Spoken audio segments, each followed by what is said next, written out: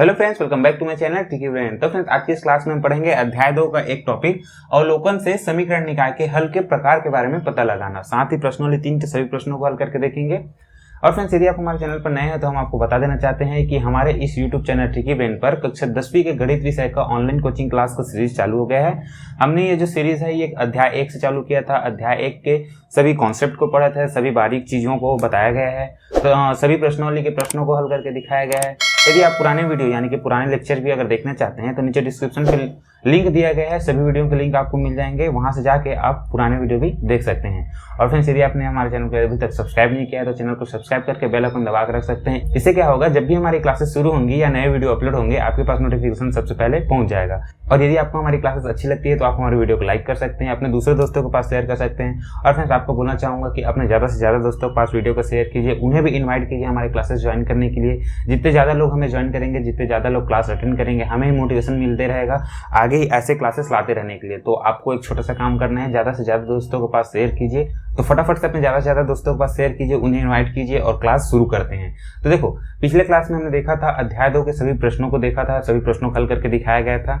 आखिरी एक 14 प्रश्न बच गया था। 14 प्रश्न भी कुछ खास नहीं है। उसमें बोला गया कि यदि किसी आयत की लंबाई में 5 इकाई की कमी तथा चौड़ाई में 2 इकाई की वृद्धि कर दी जाती है तो उसका क्षेत्रफल 80 वर्ग इकाई कम हो जाता है। ठीक है, तो देखो सबसे पहले आपको क्या करना है, लंबाई और चौड़ाई को मान लेना है। ठीक है, लंबाई को मान लेना है x और चौड़ाई को मान सकते हो y। ठीक है, उसके बाद बोला गया है कि यदि लंबाई में 5 इकाई की कमी तथा चौड़ाई में 2 इकाई की वृद्धि कर दी जाए तब उसका क्षेत्रफल 80 वर्ग इकाई कम हो जाता है। तब उसकी लंबाई में 10 इकाई की वृद्धि और चौड़ाई में 5 इकाई की कमी कर दी जाती है तो उसका आयत का क्षेत्रफल 50 वर्ग इकाई बढ़ जाता है। आयत की लंबाई और चौड़ाई ज्ञात कीजिए। लंबाई और चौड़ाई और क्षेत्रफल में आपको रिलेशन पता ही होगा। क्षेत्रफल बराबर क्या होता है, आयत का क्षेत्रफल बराबर क्या होता है, लंबाई गुणित चौड़ाई। तो लंबाई और चौड़ाई को आप x और y मान सकते हैं। उसके बाद हल कर सकते हैं। जब लंबाई में कमी होती है तो x माइनस कर सकते हैं। x माइनस, जैसे 5 इकाई की कमी है तो x माइनस 5। यदि चौड़ाई को माने y, तो अगर चौड़ाई में 2 इकाई की कमी होती है तो y, चौड़ाई को क्या मान सकते हैं, y माइनस 2। ठीक है, आप पहले हल कर चुके हैं कुछ प्रश्न, उम्र से रिलेटेड जो भी प्रश्न थे उसको हल किए, उसी प्रकार से आप इसको भी हल कर सकते हैं। तो चलिए अगला टॉपिक देखते हैं। इस टॉपिक को देखेंगे, उसके बाद फटाफट से प्रश्नों 3 के सभी प्रश्नों को हल करेंगे। तो देखो, ये टॉपिक क्या है, सिर्फ हमें अवलोकन, जैसे हमने एक पिछला प्रश्न देखा था उसमें थोड़ा सा डाउट हो जाता था। प्रश्नों 2 के कुछ प्रश्न थे, 2 प्रश्न थे, उनमें क्या होता था कि हम उसको हल करने की कोशिश करते थे तो उसका हल जो है नहीं निकल पाता था। कुछ दोनों जो चर राशियां थी वही कट जाती थी, जैसे कि 4x और 4y आया था और x y दोनों ही कट गए थे, तो हम x और y के मान नहीं निकाल पाए थे। तो उसके लिए हमने क्या किया था, आलेखन विधि से हल करके देखा था कि उसका हल कैसे निकलता है ना। तो उस कंडीशन में हमें क्या करना, एक चीज की जरूरत पड़ी थी, क्या हम सिर्फ समीकरण को देख के इसका हल किस प्रकार होगा ये पता लगा सकते हैं क्या। देखो, आलेखन विधि से भी पता लगा सकते हैं, लेकिन उसमें दिक्कत क्या होती है कि हमें एक रेखा के अलग अलग बिंदु प्राप्त करने होते हैं। समीकरण से हमें रेखा के अलग अलग बिंदु प्राप्त करने होते हैं, उन रेखाओं को वहाँ आलेखन करना पड़ता है, यानी कि ड्रॉ करना पड़ता है। फिर उसके बाद हम चेक करते हैं कि क्या वे रेखाएं एक दूसरे को प्रतिच्छेद कर रही हैं, क्या समांतर है या समपाती है, तो उस हिसाब से पता करते थे। तो थोड़ा सा लंबा हो जाता था। अभी हम क्या करेंगे, जो चर राशि है उनके सिर्फ गुणांकों को देखते हुए हम इसके हल के बारे में पता करेंगे कि समीकरण का हल क्या हो सकता है। अद्वितीय हल होगा या कोई हल नहीं होगा या अनंत अनेक हल होगा। ठीक है, तो ये टॉपिक इंपॉर्टेंट टॉपिक है, इस टॉपिक से भी क्वेश्चन आते हैं आपके बोर्ड एग्जाम में। ठीक है, तो इसको भी ध्यान रखिएगा।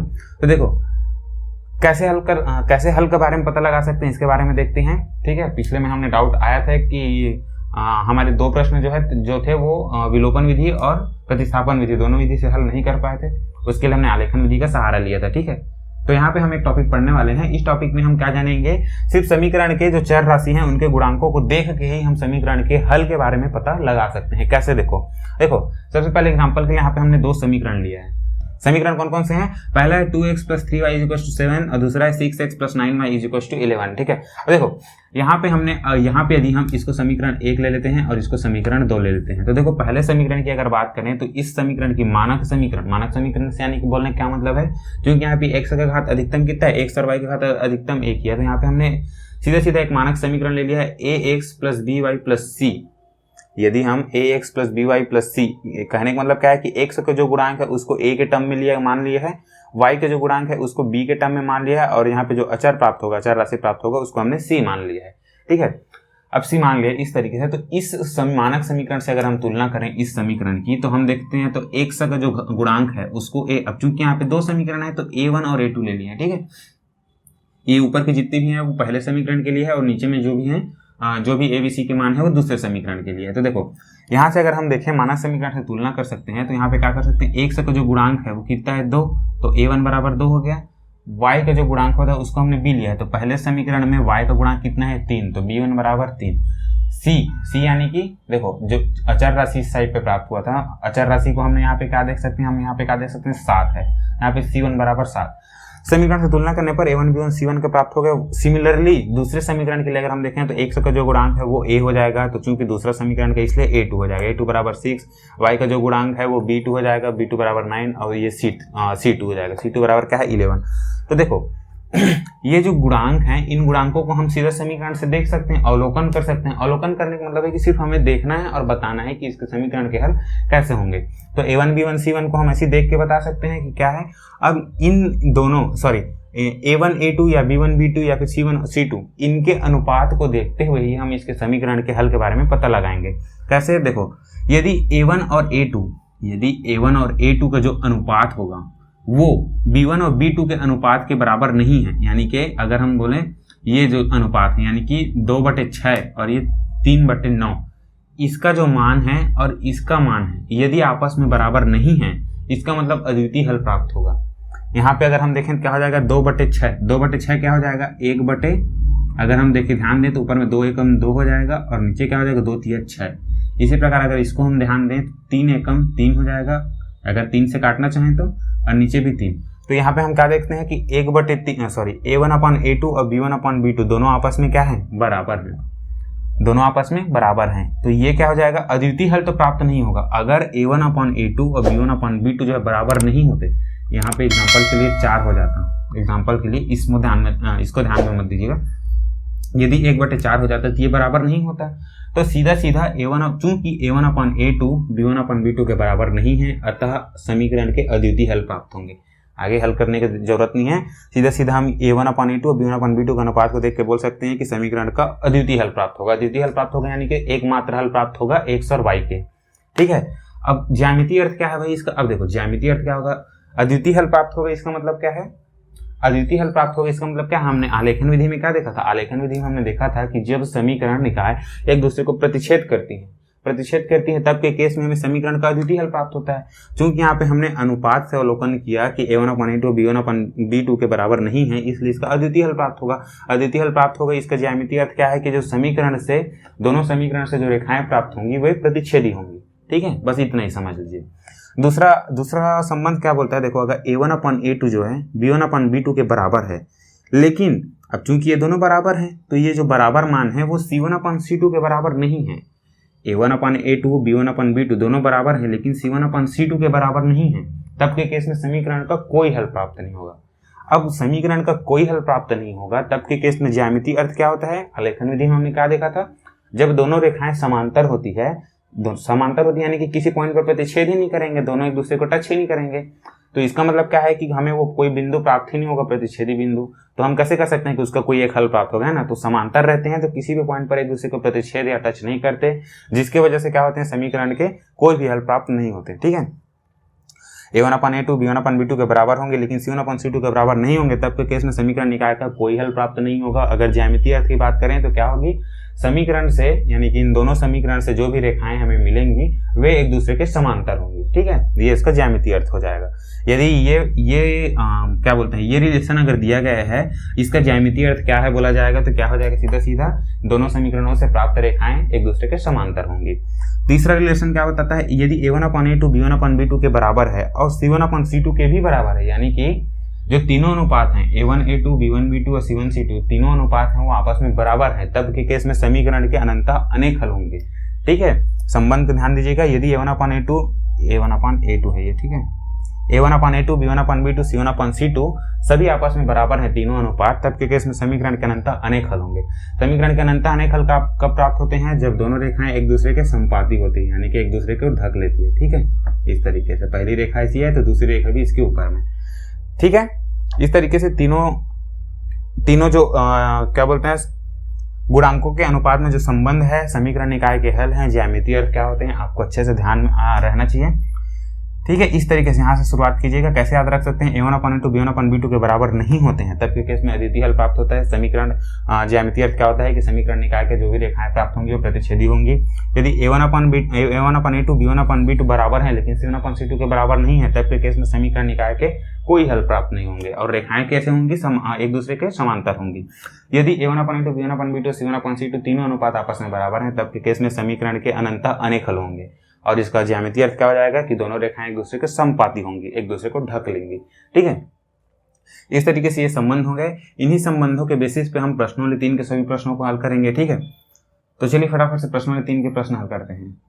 चलिए प्रश्न 3 का पहला ही प्रश्न देखते हैं। पहला प्रश्न क्या बोला है, दर्शाइए कि निम्नलिखित समीकरण निकाय का अद्वितीय हल होगा। ठीक है, अभी हमने रिलेशन देखा, उसमें देखा था कि समीकरण निकाय का अद्वितीय हल कौन से कंडीशन में होगा।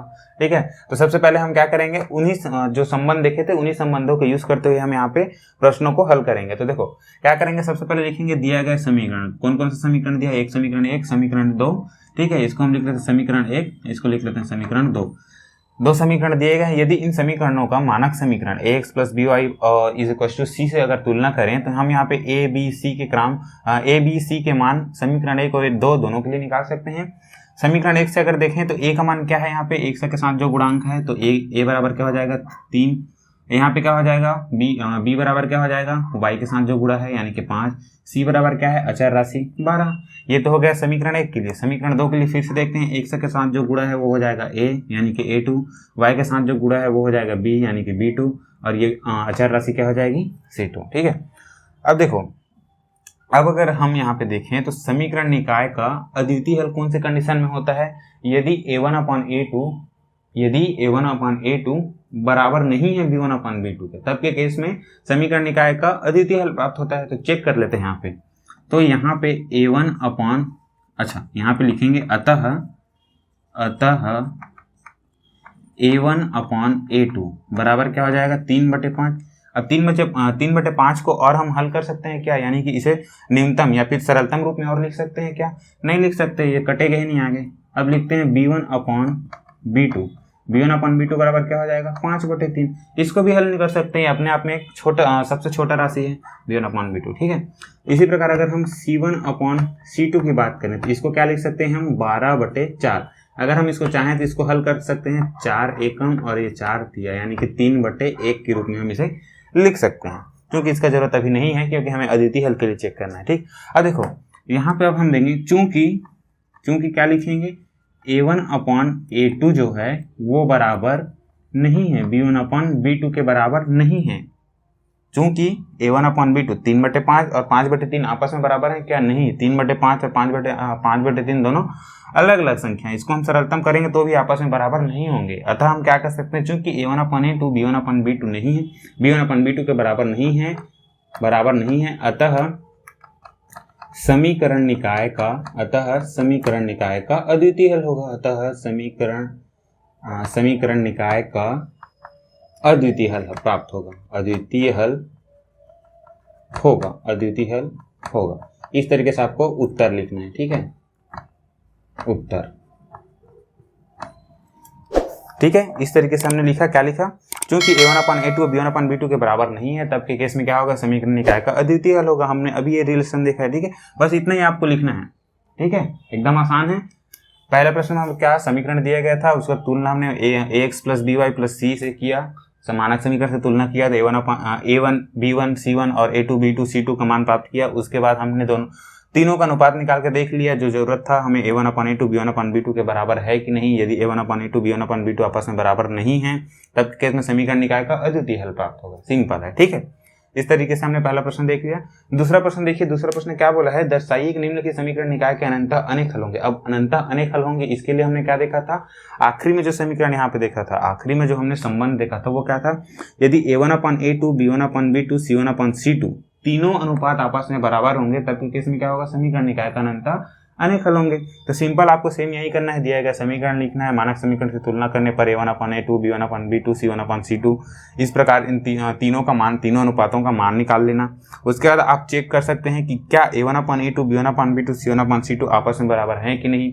यदि आपस में बराबर हैं, तब के केस में हम बोल सकते हैं कि अतः चूंकि a1/a2 b1/b2 के बराबर है c1/c2 के, तीनों बराबर हैं, इसलिए समीकरण निकाय का अंततः अनेक हल होंगे। ठीक है, इस तरीके दूसरा प्रश्न बना लीजिएगा। तीसरा प्रश्न बना के देखते हैं। तो चलिए इस प्रश्न लिखकर तीसरा प्रश्न देखते हैं। तीसरा प्रश्न क्या बोला है, k का मान ज्ञात कीजिए जिसके लिए निम्नलिखित समीकरण निकायों का कोई भी हल ना हो। देखो अभी तक हमने एक प्रश्न देखा, दो प्रश्न देखा, जिसमें क्या बोला गया था कि निम्नलिखित समीकरणों के लिए सिद्ध कीजिए कि इनका हल अद्वितीय है या फिर अनंतः अनेक हल है ना। इसमें क्या बोला है, पहले से बोल दिया गया है कि समीकरण निकाय का जो हल है, समीकरण निकाय का कोई भी हल नहीं है। उस कंडीशन में हमें k का मान ज्ञात करना है, चूंकि k का मान ज्ञात करना है। इसके लिए हम क्या करेंगे इस प्रश्न में, इसका जब हल करेंगे तब हम क्या करेंगे, चूंकि हमें पहले बता दिया गया कि समीकरण निकाय का कोई भी हल नहीं है, तो उसके लिए जो संबंध होता है a1/a2 बराबर होता है b1/b2 के, लेकिन c1/c2 के बराबर नहीं होता है। उस संबंध को यहाँ पे लिखेंगे और a1a2 b1b2 c1c2 के जो भी मान है उसको रखते जाएंगे, उसके बाद हमें k का मान मिल जाएगा। ठीक है, तो चलिए फटाफट से हल करते हैं। तो देखो सबसे पहले क्या करेंगे, दिया गया समीकरण जो भी दिया गया, यहाँ पे हमने इतने जो पॉइंट है इसको पहले से यहाँ पे लिख दिया ताकि वीडियो ज़्यादा लंबी ना बने। ठीक है, ज़्यादा से ज़्यादा टॉपिक्स को हम कवर करें एक वीडियो में। तो चलिए शुरू करते हैं। देखो दिए गए समीकरण 1, समीकरण 2, दोनों समीकरण को लिख दिया। अब इन दोनों समीकरणों का मानक समीकरण ax + by + c से तुलना करने पर सेम टू सेम आपको पॉइंट वाइज यहाँ पे लिखा के दिखाया जाता है कि उत्तर पुस्तिका में आपको किस प्रकार से आंसर लिखने हैं, तो इसी प्रकार से लिखने की कोशिश कीजिएगा। ठीक है, मानक समीकरण से तुलना करने पर हमें देखो क्या मिल जाएगा, a1/a2 x के साथ जो गुणा रहता है वो a रहता है, y के साथ गुणा रहता है वो b रहता है, और c अचर राशि। x के साथ क्या गुणा है यहाँ पे 8, तो यहाँ पे हो जाएगा a1 बराबर 8, b1 बराबर क्या हो जाएगा 5, c1 बराबर क्या हो जाएगा 9। सिर्फ अवलोकन से हमें पता चल जाता है। इसी प्रकार दूसरे समीकरण के लिए देखें तो a2 बराबर हो जाएगा k, इसी का मान हमें ज्ञात करना है। यहाँ पे b2 बराबर क्या हो जाएगा 10 और c2 बराबर हो जाएगा यहाँ पे 15। ठीक है, अब देखो अब यहाँ पे एक पॉइंट लिखना है आपको, चूंकि दिया गया है कि समीकरण निकाय का कोई भी हल नहीं है। प्रश्न में दिया है कि समीकरण निकाय का कोई भी हल नहीं है, अतः a1/a2, जब समीकरण निकाय का कोई भी हल नहीं होता उसके लिए क्या संबंध होता है, चर के गुणांकों में क्या संबंध होता है, a1/a2 जो है वो b1/b2 के बराबर होता है, लेकिन c1/c2 के बराबर नहीं होता है। अतः ये होगा। ठीक है, क्या होगा, अतः ये जो अनुपात है ये होगा, प्रश्न में पहले दिया गया है। अतः अब आगे हल करने पर, ठीक है,